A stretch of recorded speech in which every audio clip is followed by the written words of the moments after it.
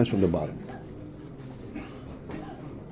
3.5 lines on the bottom, but we'll start from 3 lines on. The line starts with the word Hu Misraimim Yeseh B'Hatma Shalei.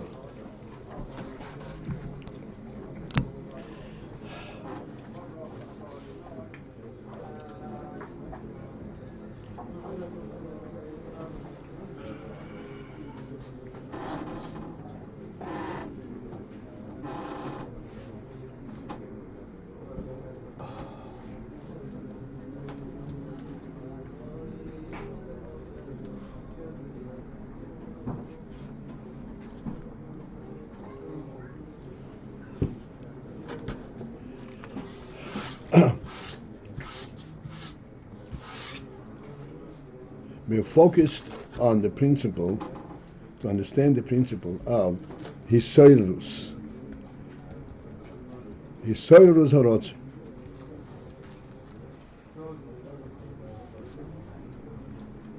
And he's pointing out that hisorarut ratzon is a phenomenon, even though the ratzon itself, the essence of the ratzon, pre-existed the hisorarut. Huh? Awakening, arousal. The ratzon pre-existed. The arousal does not create that quality in the source. But before it was bitad hisorarut, and now it becomes hisorarut. And it says hisorarut, that constitutes a connection between the Baal ratzon and the thing that he is drawn to.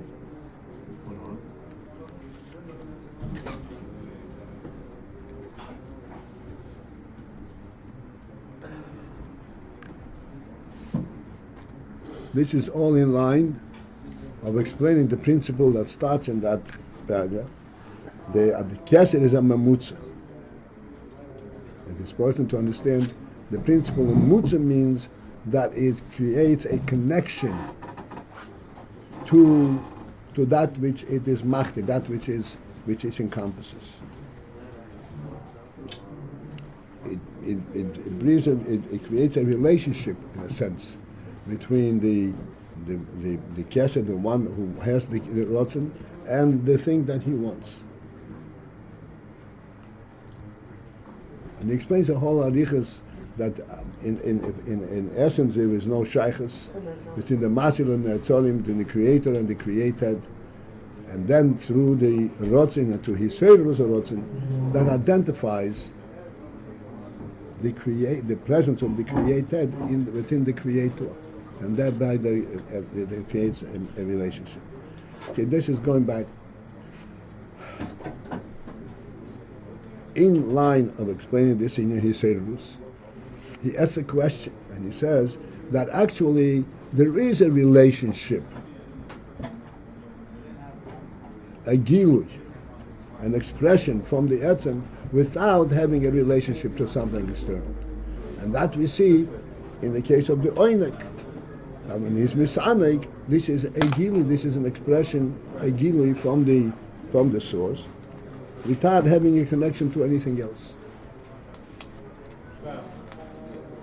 So he explains at great length, relatively speaking, that this oineg does not really constitute an element of gilui. It is not an expression from the etzem. On the contrary, it is so deeply the etzem that he is completely into in his own reality. This is why he has this oineg. Because misanek with the reality that he senses.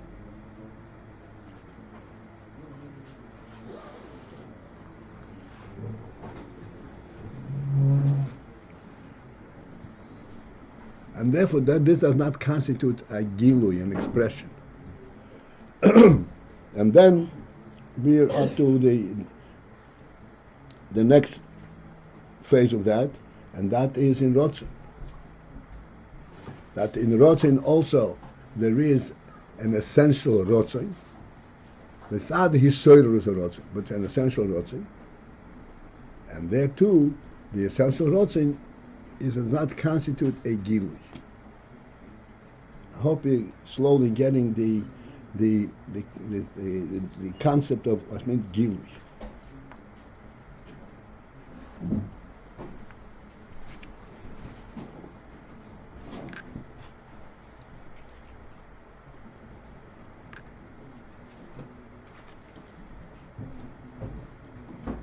And the reason that we have a difficulty, and I have a difficulty to point your attention to this, is because, in fact, we are talking about something that's called an etzem.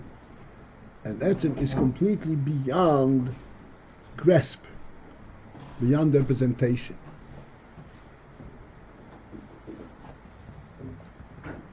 We know the concept of etzem not because of our Sechel. Please understand that. We know of the principle of etzem not because of our Sechel. We know the principle of etzem because we have an etzem hanefesh. Because our life, the experience of life and the sense of life, goes beyond Sechel, beyond any kind of experience.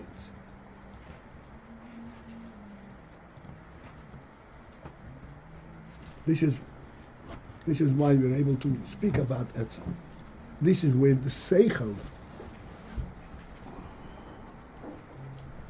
rises above itself. There is no Sechel definition to this. Sechel can only understand something that is composed of multiple parts. You do this and you do this, you have this.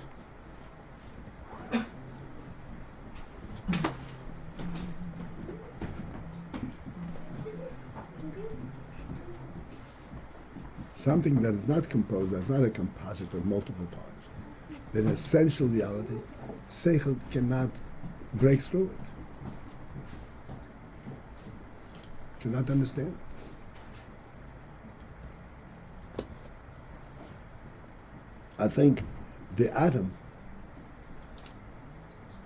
can give us a sense of what this concept is. There's no way to understand the atom. Nobody ever dreamt of what would happen if you split the atom.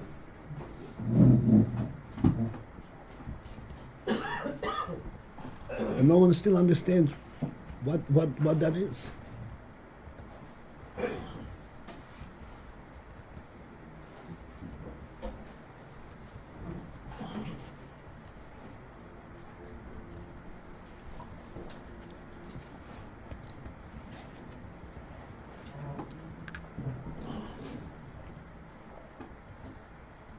So I want to try, and from Al Masholim and all the things that we've discussed, bring us kind of face to face with this Inyan.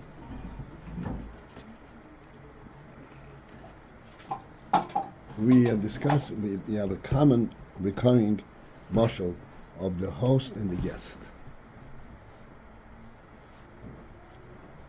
And we all understand that the host who invited the guest for lunch, what is taking place over there?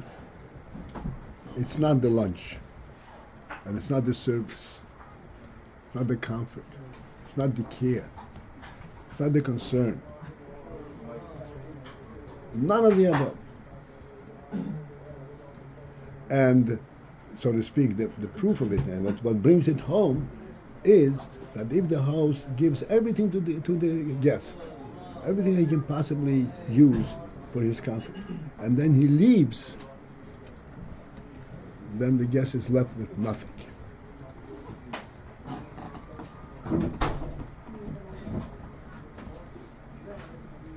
What is it? What kind of nucleus is this that brings significance to this situation?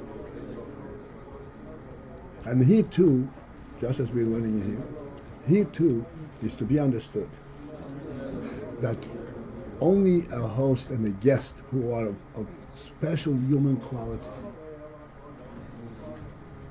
will experience this. Like we said, a guest of a real of a true human stature, when the host leaves, he will leave the lunch over. He feel totally below his station to go and eat this lunch.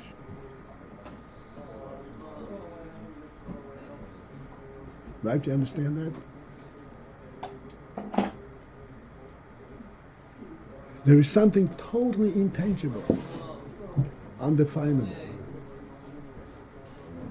This is something that touches, so to speak, the atom of the human being, in a worldly context, of course. But there is an essence of the human being. There is a sense of the human being perceives that being in the world, being as he is has significance. And the host and the guest identify this significance. And it does not result, it does not promulgate into any kind of further action of a gilui. It's not a gilui. It's essence to essence.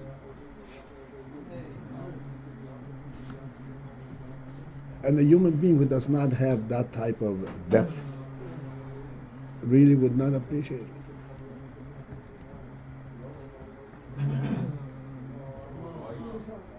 I was from Brampton in Washington. I think I told you, with my son in Long Island. I was talking to him all kinds of different things from Chassidus. These are intelligent men, and I gave him this illustration of the host and the guest, and they all understood it. That should the host leave, then the host is kind of devastated. Yes. Huh? Yes. The guest is devastated. And then I said to them, what would you be prepared to give to guarantee that you'll never lose this sensitivity? You understand what I'm saying? Mm-hmm. It's possible in the world to lose this sensitivity.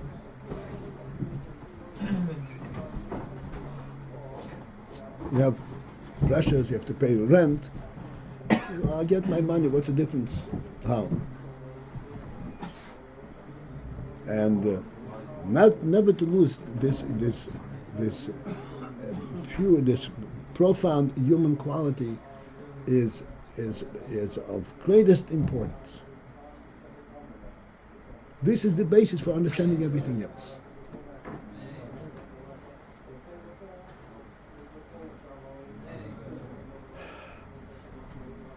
It could be said, using this, that the oineg that we are talking about, the oineg has misanig of himself, is illustrated by this moment. What does he get by being there with the guest, with the host?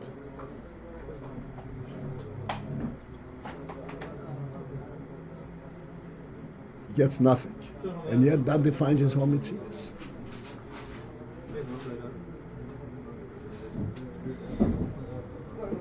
And as we said, in order to appreciate this, one has to rise up to a high, on a personal level, to a high level. He can be preoccupied and be distracted and called for with any other experience that he has, a fine experience. Maybe Sechel, maybe taste, whatever it is. This is not, he's going to lose it. This is not it. Doesn't consist in any of these, in any identifiable experiences. It simply states that there is a reality to this human being, and that reality is what he cherishes more than anything else. This is the oineg atzmi. Is misanig be'atzmi. And in order to have that oineg, one has to rise to the truth of his own mitzvahs, of his own presence. Therefore, since he's right, we think that this means this comes as a result of rising up into himself, into his truth. It is far from the principle of gilui, of expression. It doesn't express anything.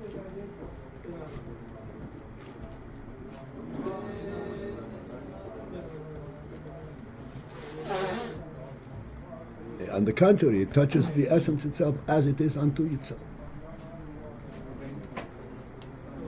If you ask him, what's so important in this relationship, he is absolutely at a loss to explain it. Because in fact, there is no way to explain it.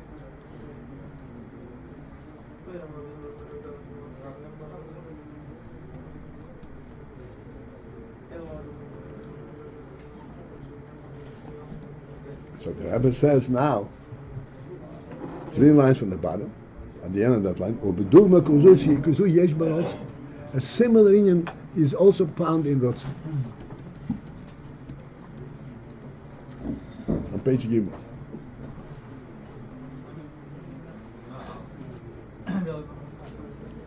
Why does the Rebbe select, so to speak, isolate Ayin and ratzon?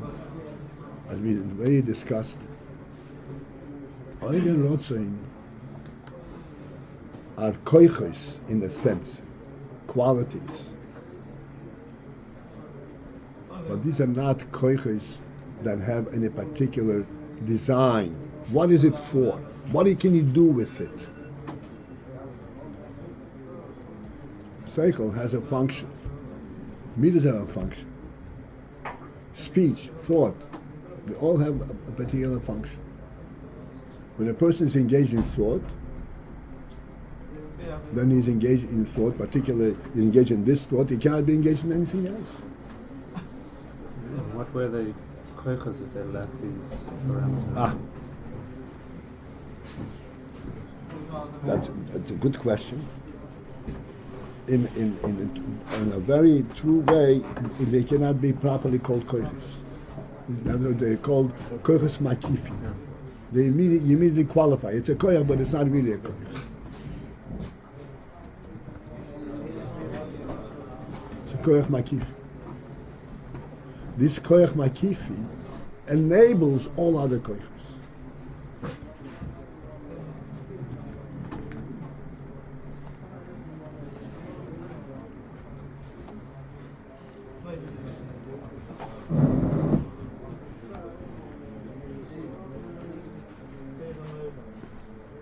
What can be said about the koiches is that the koyach Ayin and ratzon tell us what the nefesh is. Nefesh itself is totally an elusive presence. In other words, please understand, nefesh is not really our property. Nefesh belongs to the giver of the nefesh. It's not even part of our wealth. We don't own the nefesh. Nefesh doesn't even exist per se in us. As the pasuk says, the elder explains, nefesh is a constant flow from the source, from the source of the nefesh. It's not a standalone entity.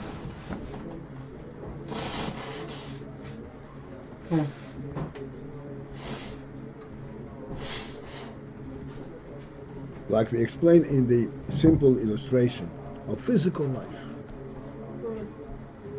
Physical life is experienced by breathing. Physical life, breathing. And this is a phenomenal thing because when a person gets a breath of fresh air, oh wow, fresh air. This is a real experience of life on a very simple, low level, but it is a real experience of life. And how do we experience this life? We experience this life because there's a flow of air that is being given to us. If we have to draw the air, we cannot experience this life. Then we survive. That's not experience of life. Experience of life is before because it's been mentioned many times, there is an abundance, not only abundance, but there is a pressure of air around us. This pressure of air is constantly pumping, forcing life into us.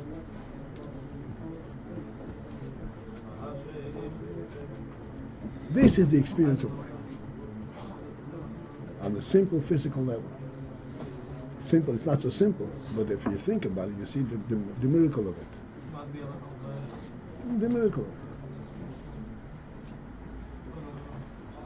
Everything in the world is a motion for that which is higher than the world. The world was created in replication of that of the godly truth. Otherwise, the world would be in such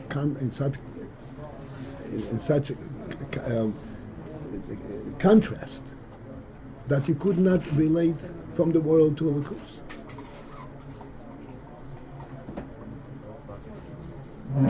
But because that our physical experiences accommodate us similar to a spiritual experience, this is why we can speak about the spiritual experience. Perhaps I went a little too far, but please understand the significance of this. The nefesh hachai, the nefesh in the person, in the human being. Like I mentioned many times in this talk that I called instinct versus intellect. And if you say very clearly, an animal does not have a nefesh. It's alive. An animal is a living body. Its primary experience is the body. A human being, his primary experience is life, nefesh. And he knows everything from that vantage point. Where is the life element in this? Like we said, you encounter a wall. A house, oh yeah, I can relate to a house because a house has a life element.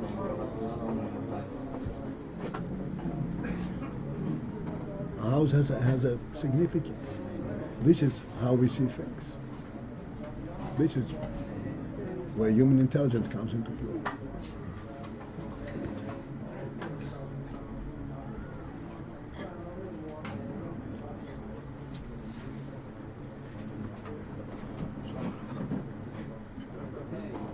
So therefore, nefesh is really a godly gift, a continuous godly gift to us. The awareness of nefesh is the fact that there is a godly force that gives us nefesh. As it says, "Vayipar be'apav nishmas chayim." The Alter Rebbe explains that the reason that the motion of neficha, among other things, is that if you blow and there is any obstruction between the blower and the recipient, he will not feel the blow. It's very easy to obstruct it. There has to be a direct flow from the blower to the recipient. This is what nefesh is.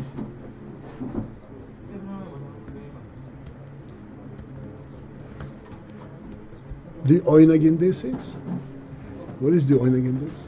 The oinag in this is the sense of the blower, of its own reality. Just like in the physical experience of life. What do we explain? Fresh air. The reality that there is fresh air all over. And it comes into me automatically. It lifts a person to a different reality. Normally, he sees everything as requiring effort on his part. And here, something comes into him with effortless, because there is a bigger reality that gives it this.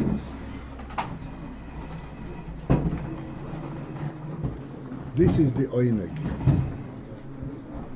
that represents to him the reality of his own being.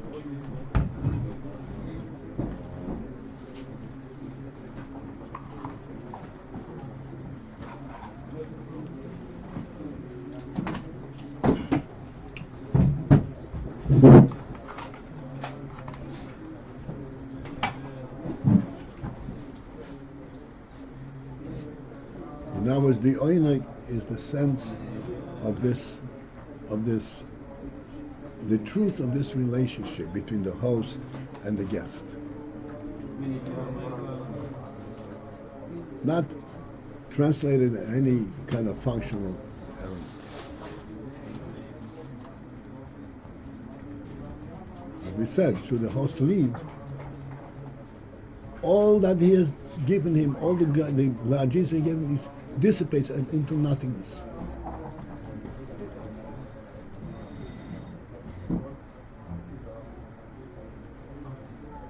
And the guest is at such a caliber, such a level of truth, that if he begins to eat this, it'll just regurgitate. He won't be able to take it, to swallow it. Because he's not in this realm.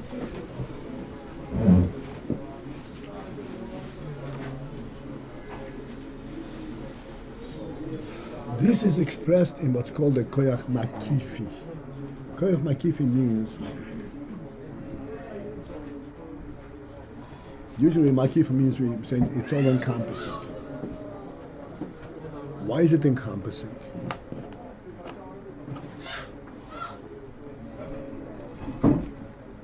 Every koyach represents a certain quality or certain ability of the nefesh. Koyach makifi represents the truth of the nefesh itself, which is all encompassing.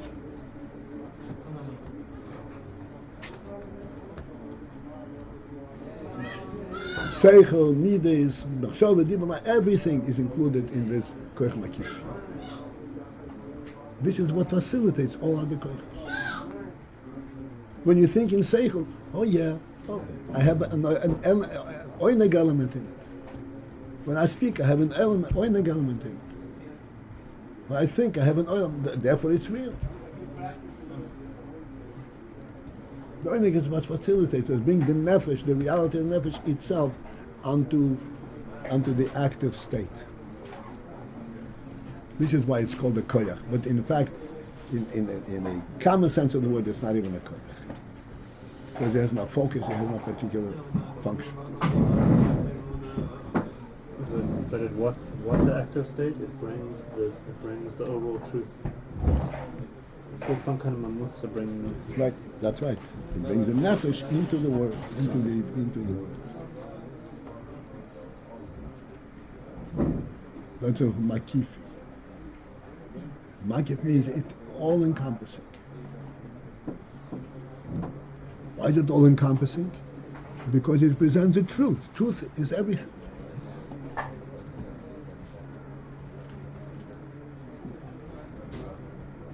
On a koyach level, it's called all-encompassing.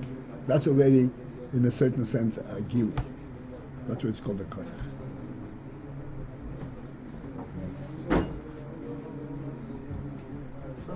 But it's not a gili from the nefesh, it's a gili of the nefesh. Just as in the case of the host and the guest, where the host leaves, the guest is devastated. Not because he's missing anything. You can't identify what he's missing. He's missing his complete being.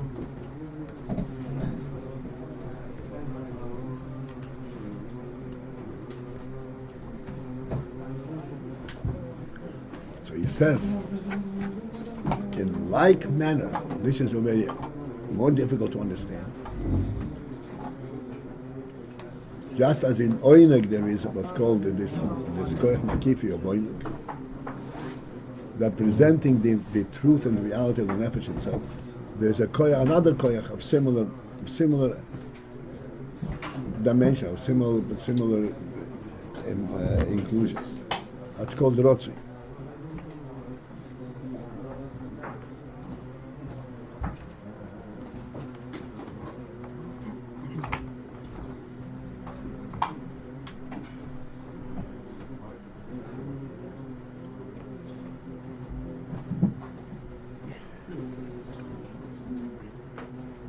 Even as we had this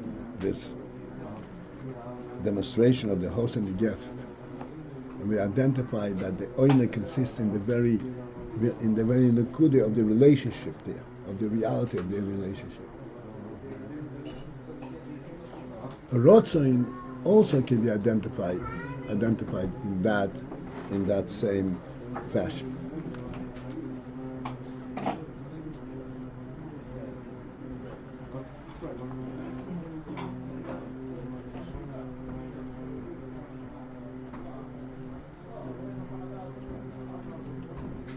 Since these two koiches, makifim, represent not themselves, but their creator,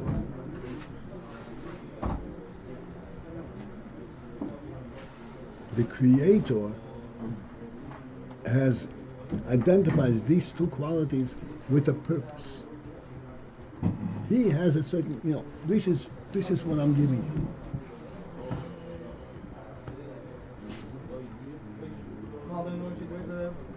As the Pasuk says, when Hashem created Adam Rishon, he says, I'm going to create Adam. I'm going to create a human being. And immediately he identifies, what's human being? What's human being? Human being is the ruler of the world. That's a human being. And if he cannot rule, he is devastated. He has an inherent ratzon to rule. I don't mean to rule others, no, to affect the world.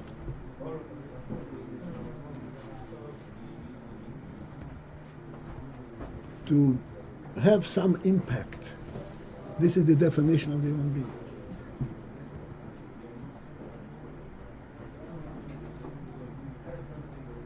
What impact? Totally undefined.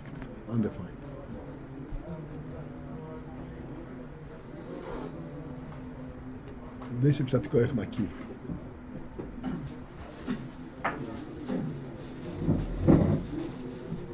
When the Pasuk defines and trying that it says, "V'yirdu b'dgaza omer v'shamayim," and they will rule everything. Everything is everything. It specifies certain things, but ultimately it's everything. To the extent that until such time that Adam Rishon prayed for rain, there was no rain.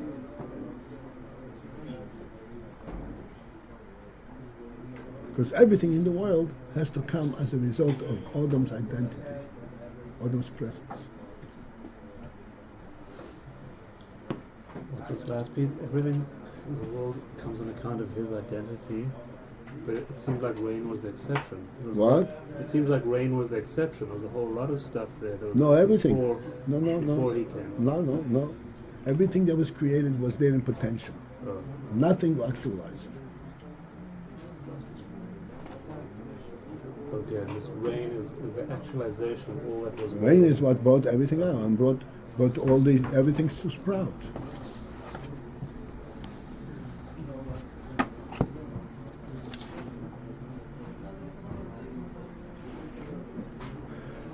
This sprouting, this is ratzon ha'adam. This is ratzon.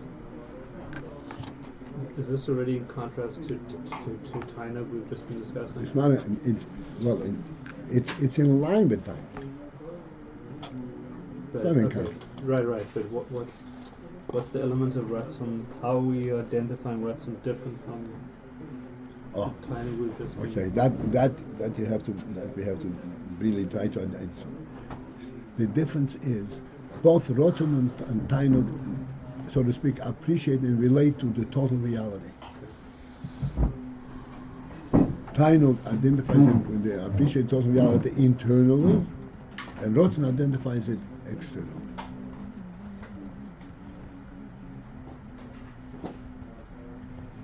The expression, I give a hood what's going on in China. Why? It's my world.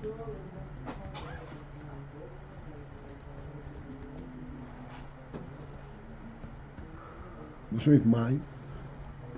That's identified by my Creator. That this is who I am. So he doesn't care what's going on in China? He does. He does. Okay. He does.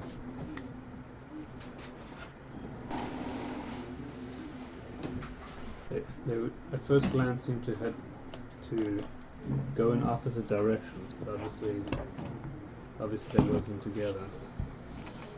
They're not working together. They are two qualities of phenomenal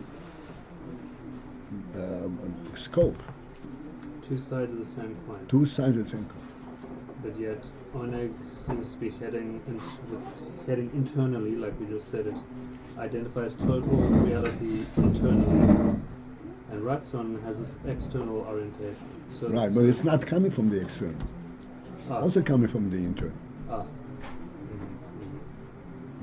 Okay, so when we say external, it's not the externality as it is unto itself, but The external doesn't is not. The external is not what solicited. He bestows it. Yes.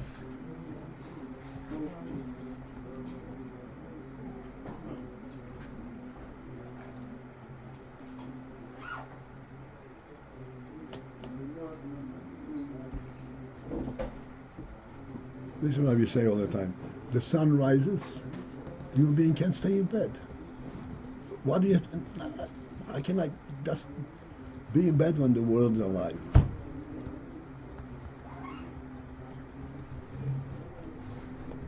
I'm part of it. This is my domain.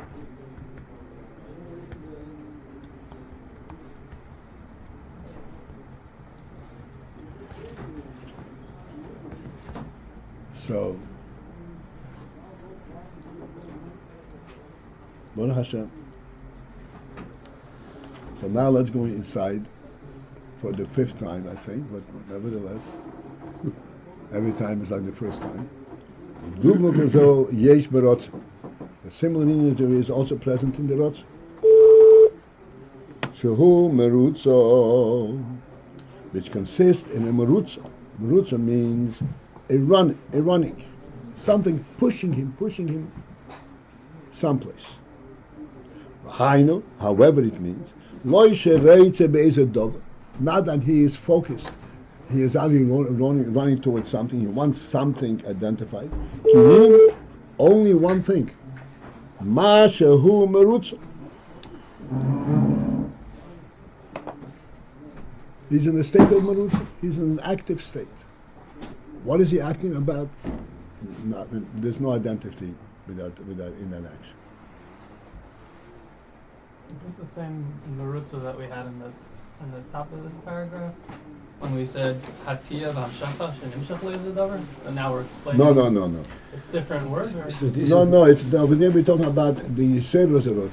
Right. This is the ratzon etzem, the ratzon itself. So this is not merutza satisfied. It's not. What? It's not merutza satisfied. It's not satisfied. No. Because it's satisfied. This is a state of the nefesh itself. It's constant. But it is any connotation to satisfaction, satisfied? Huh? No, that's oineg. You mean oineg? Yeah. Oineg and ratzon are two very distinct qualities on the similar level, but they're two distinct qualities.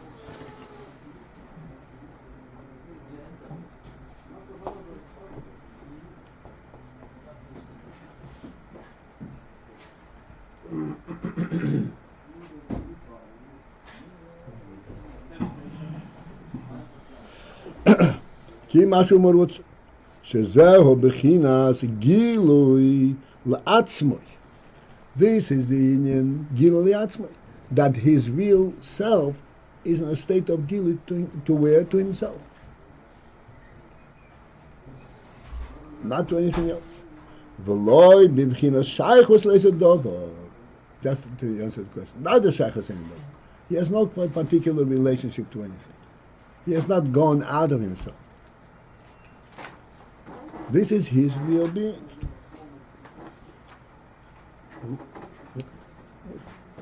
Is it being said that this marutza is...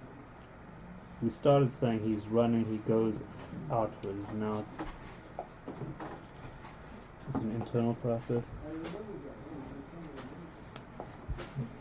It's right. It's an internal process.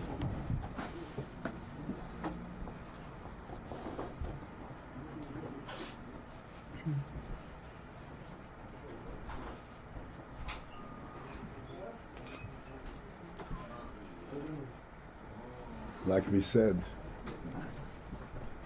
don't anticipate that we will be able to put this in a capsulator. But I just want, like we said, You wake up and the sun is shining. Sun is shining. It's my sun. How can I miss it?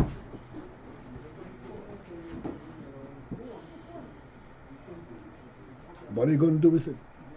Nothing. I have to be active while the sun is active. It's my world.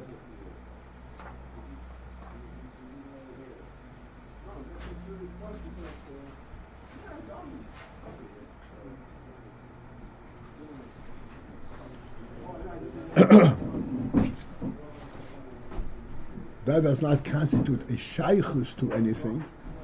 On the contrary, this constitutes a definition of his own reality.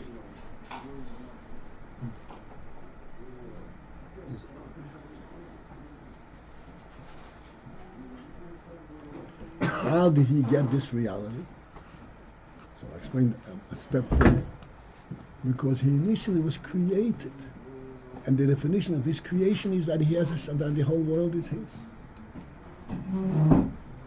He didn't find it, he didn't identify it. This is what a human being is, as defined by his creator.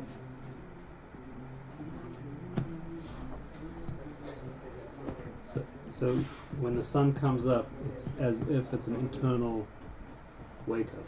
It's not. It is an internal. Right. It's not an external It's not stimulus. that he's seeking anything. To go somewhere. It's a personal happening. That's right. The sun rising is my personal happening. My world is being lit up. How can I be oblivious to it? Because the Abishter put him in the world and he made the world his. Yeah.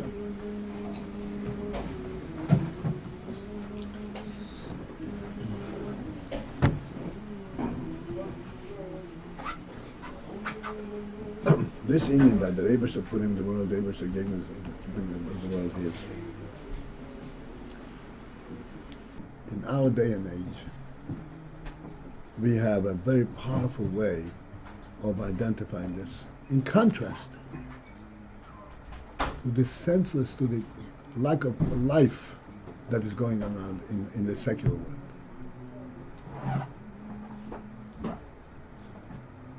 The secular world does not recognize that such thing as light altogether. As we explained, light means that everything is brought forth, is encompassed. This is all one reality. Nothing.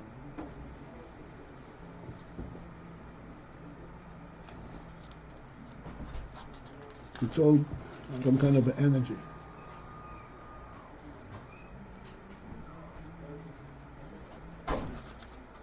Everything is on a physical level.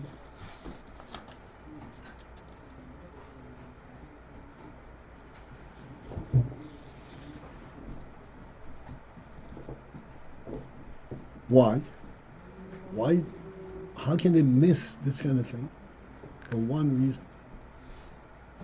Because this kind of thing is possible only if there is a creator.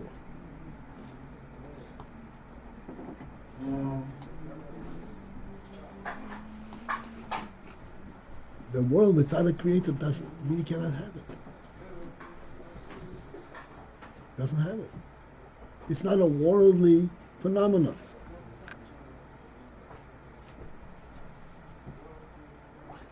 It's a godly phenomenon. So here's what I want to demonstrate.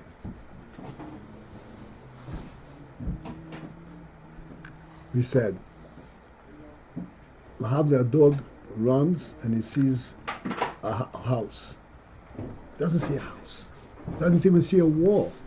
He sees an obstruction. No different than if you throw a rock and the rock hits a wall and falls down. Did the rock hit a house? Did it hit a wall?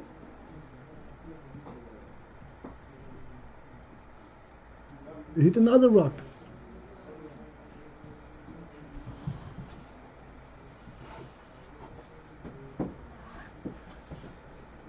human being is in a totally different realm.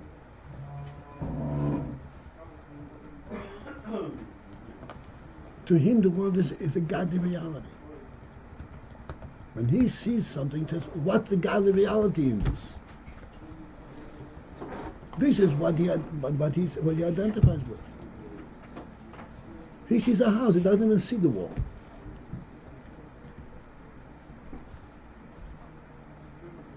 What's a house? A house. How is that which enables a human being to function comfortably in the world? Why should a human being function comfortably in the world? Because it is his world. The world welcomes him.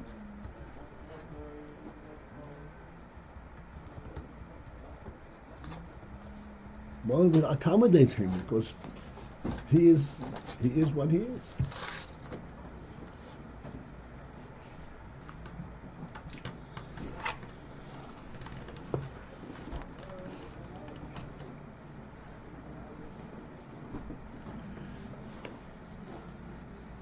So all of this is sourced in the nefesh Adam, and the nefesh Adam has it because the nefesh is a real godly creation. I said the nefesh does not. There is no mono-dimensional existence.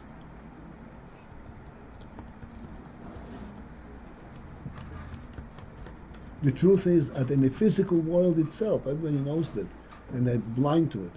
There's no mono-dimensional existence in the physical world. It's a conceptual thing. What's the point here? There's no mono-dimensional existence. Saying there is no existence without light. There is no existence without reality. Reality. Okay. Meaning here light, meaning that godly element. Yeah. Yeah, some kind of significance. Right.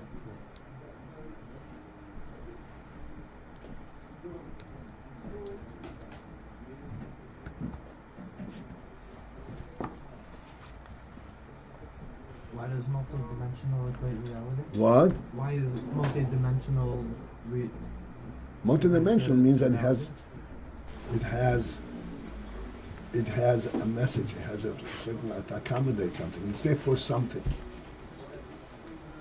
That's multi-dimensional.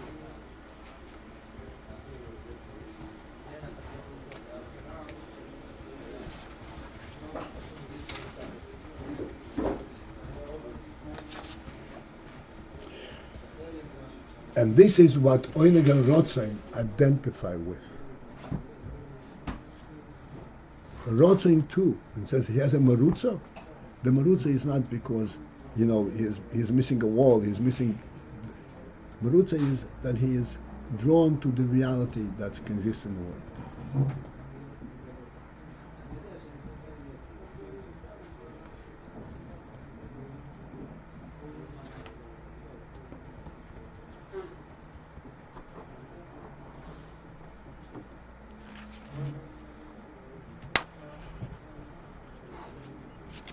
Okay, let's continue. A miracle we really got here. Okay, the middle of the last line, the bottom line. Hisorarut. So although there is a marutz, and it's a gilul liyatzmi, and it's not identifying with anything. Hisorarut, yet there is not in this hisorarut as yet. Hisorarut means an active pursuit.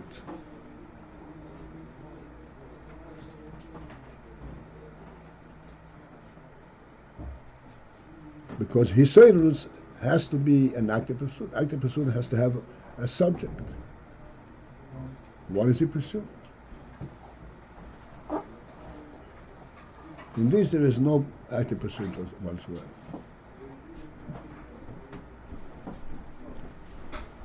Rak yochel liyois mivchinasi ba'leize hisorarut.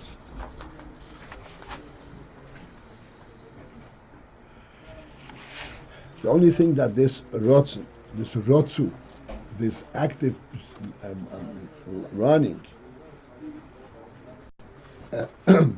provides, it is conceivable that it could be a siba, it could be a cause, le'eze hiserus, for some arousal.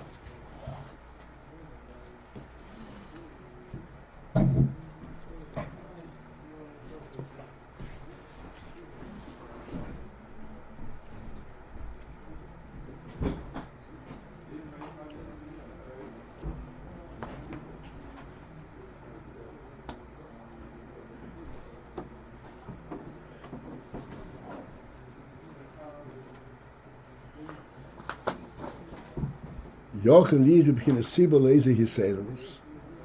can serve an aspect of a siba, of a cause, for some hisorarut, for some actual arousal, for something, for some actual pursuit.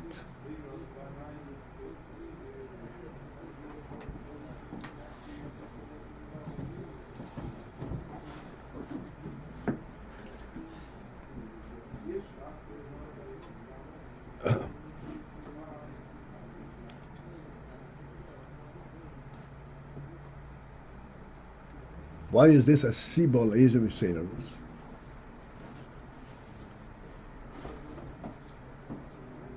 And again, it doesn't say it definitively. It is capable of being a siba for hisorarut.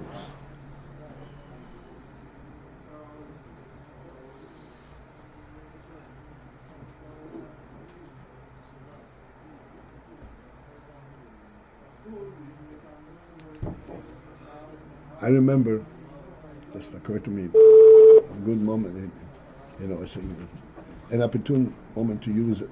Everything that you hear it reverberates, it finds a place in your mind. I remember when there was the war exercise. I remember which one, 6-day war, Kippur war. The war in Israel is everyone's concern. And I was then working for a company from a Yidden, but very from a Yidden, 100%. Not Chassidim. They don't have a Chassidus in town. So the man says to me, but you don't understand. I spent so many years in that soil. This really affects me.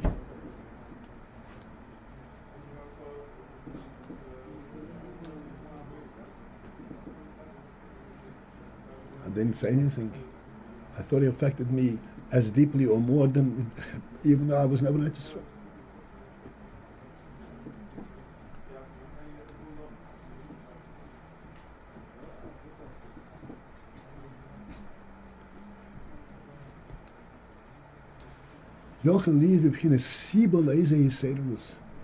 There should be a cause for the hisorarut.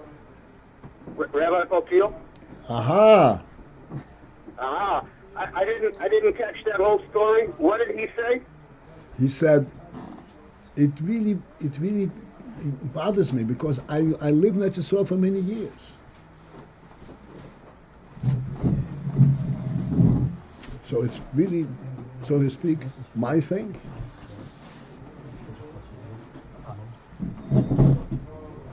So I was taken aback. I didn't know that a Yid, in order to be affected and concerned about going into Israel, has to have lived there. What is this an example of? All right, so I'm coming to explain. The Rebbe says, this inherent ratzon could be a siba for any hisorarut. In other words, to give us a very simple, we said in our illustration, a cause. What could be the cause? This ratzon, this inherent ratzon. The Vasil is hisorarut. Okay. Now that which happening at Israel is something which is a direct connection to us. Or that which happens in China or in Cambodia. When Cambodia was going up in fire, I don't know if you remember the everybody couldn't orient themselves. It's ridiculous. Everybody was hurt.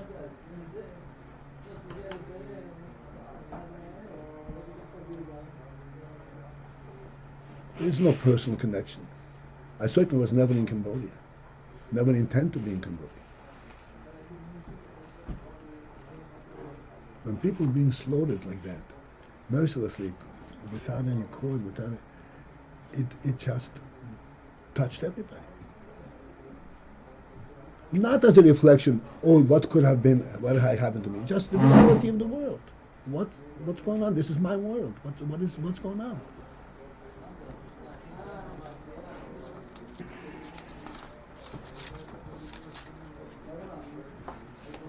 This is kind of an illustration. This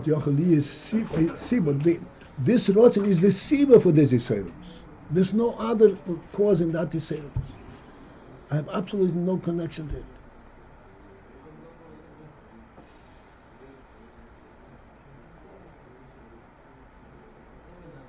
But because he's in the state of ratzon, therefore he can be hisorarut from this ratzon itself.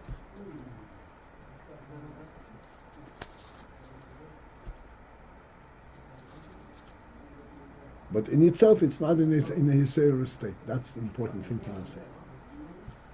It's not in the state of hisorarut. It's not in an active pursuit. It's a marutza. It's a living state.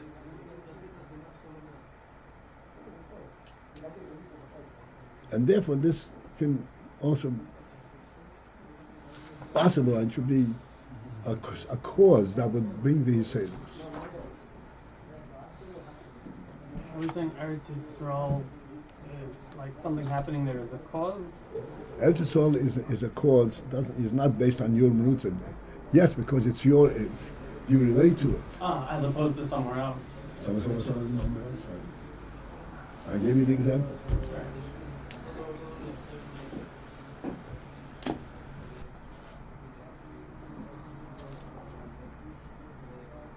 Avol.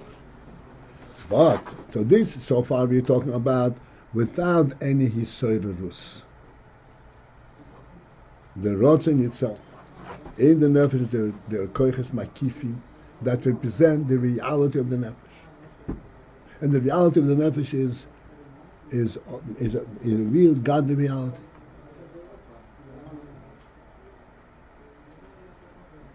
That everything that's within the God's world is his domain.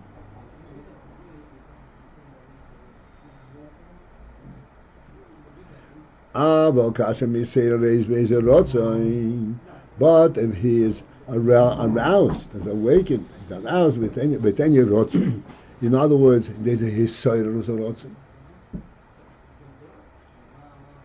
Afilu rak le'atzmoi, even if this hisorarut is only internal to himself, he is hisorarut, not that he is going out to pursue that thing.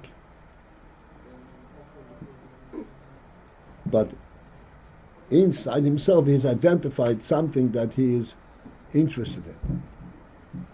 So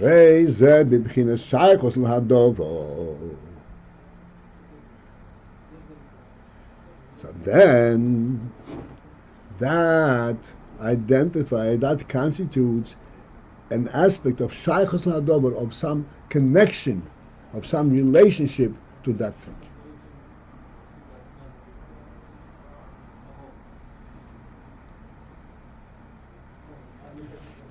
The principle of bechinas shaychus l'hadover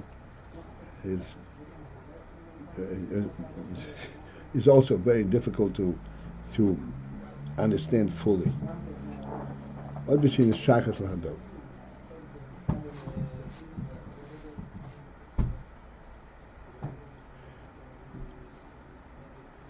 Eating is a normal human activity from birth.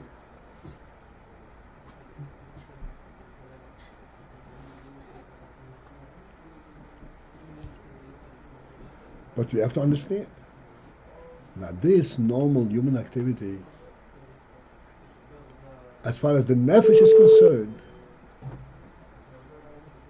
is something which came to it as a result of the nefesh relating to the body. in an active state of being in the guf. The nefesh in itself, in other words, the oineg and ratzon for the nefesh, the sechel of the nefesh, does not say, I want to eat. The body needs to eat, but the nefesh doesn't need to eat.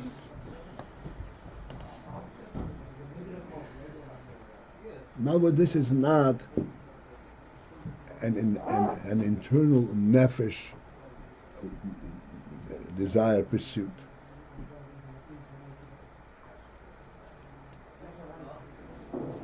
When the nefesh comes into the guf, and the nefesh actually relates to the guf and says, okay, I'm going to provide the guf with life so that the guf could be functional,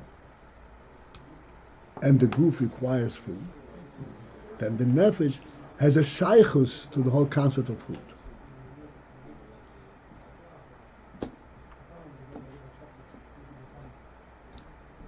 When a person eats,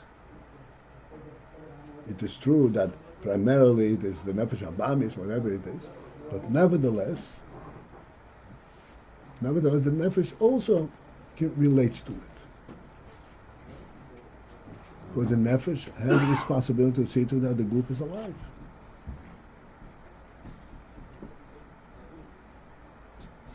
The Alter Rebbe brings down in Tanya that the Hillel Hazokin would say, let us go and do a kindness to the aluga or the zufa the guf, to this unfortunate, lowly creature called the body.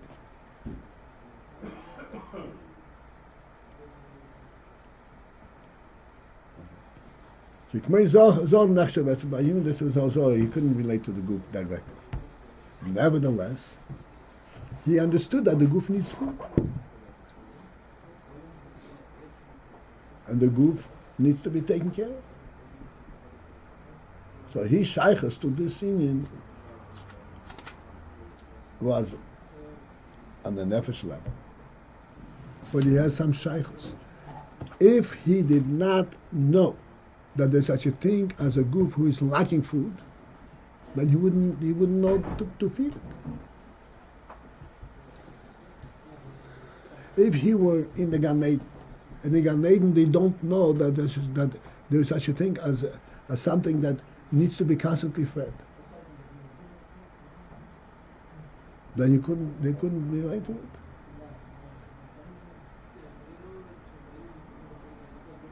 Okay, so later for this we have a story, very interesting little story. I'm trying to make it brief.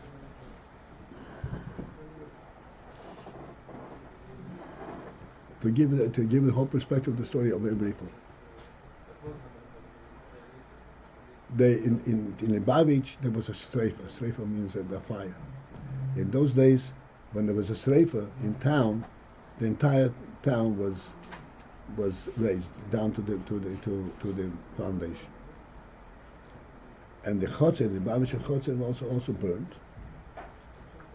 And then they rebuilt the chotzer. When they rebuilt it, they made a gathering, a celebration of renewal of this new home. It was a nice spring or summer day, so they set up the tables in the courtyard. I'm giving you the whole picture so you can understand. In the courtyard, and the Tzemach Tzedek came out to Fabrenk. All the people were sitting around the tables, and the Tzemach Tzedek sat down. So the Tzedek turned to people and asked, what would you like, a Torah or a story? So of course everybody chose a story. So Tzedek said that there were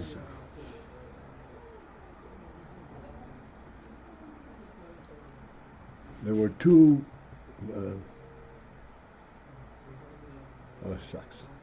the names, there were two people with the same name. Sometimes you don't believe that you forget something. Anyway, there was a Michel who rented an inn, and he rented it from another Michel. What happened was the Poritz owned the entire town, and he would sublet it. And there were those who were more entrepreneurial. They would lease an entire area, a little village, whatever it is, and then they would sublet these inns. So this man, he was the manager, so to speak, even though he had to pay rent to the Poritz for the entire area, and he sublet an inn to one of these.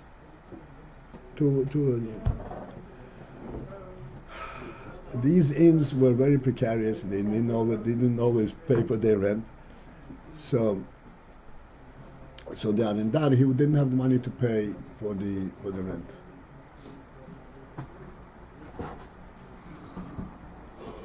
So he says, "You can't pay his rent. I'm going to throw you out because I have to pay the Poritz." So he went to the Misol Rosenet and said, "He wants to throw me out of my rent. This is my parnos." So Misol Rosenet called the other Michel, I don't know how to, and he talked to him and he convinced him to let him stay. The next year, again he couldn't pay. Again he says, "I'm going to throw you out." So he runs to the Misol Rosenet. Misol Rosenet calls the arender, and he talks to him and he convinces him not only he should let him stay, but he should reduce the price for the arender. Okay, he was a fine Jew. The third year, he still couldn't pay. So he said, "I'm going to swear." So he runs back to Misol Rosenet. Misol Rosenet calls him and starts talking to him. Says, "Rebbe, you're not the boss of my money. I can't do it." Bottom line, he actually threw him out. Threw him out of the island. Time passed, and this manager passed away. And he came up to heaven, to judgment. And he was really a very righteous person. Couldn't find anything. Except, of course, one wise guy, Malach, came and said, "Wait a second, you threw the Eid out of his parnasa?" So there was a whole debate. What do we do with that? Yes, he threw him out of the Eid, but he argued, I had no choice. The Beis Shalmaila debated until he came and said, "Guilty. You're guilty. You took a parnasa away from you." So this arender got up and he said, "This bezin does not give jurisdiction of this din Torah." Why? Because you don't know what this is all about. You don't understand what money is in our world. You don't know what this is all about. So they said to him, "Okay, so who do you think should be the judge?" So he said, I think he said that Beis Yosef should be the judge. But generations before. So they called him the Beis Yosef. Beis Yosef said, "Guilty." So he said, Beis Yosef is also not eligible to pass it. Well, he's so many years from this world. He already forgot what's going on over there. So who should pass judgment on this case? But this case can be adjudicated by someone who is currently in the world. And Tzemach Tzedek is telling this story. And as he's saying, I say he's not guilty. What do you think? Not guilty. Everybody says, "No, not guilty."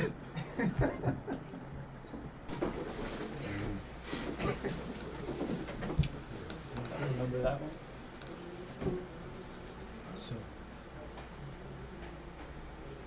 So to be a shaychus hadavar, you have to have shaychus. You have to be able to. It has to be within your realm, even though it's not your business and all that. But you have to be able to orient yourself. And if you can't own yourself, you can't pass the shot.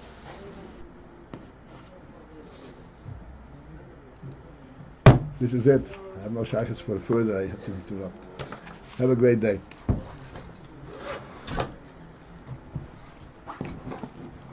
Ayin.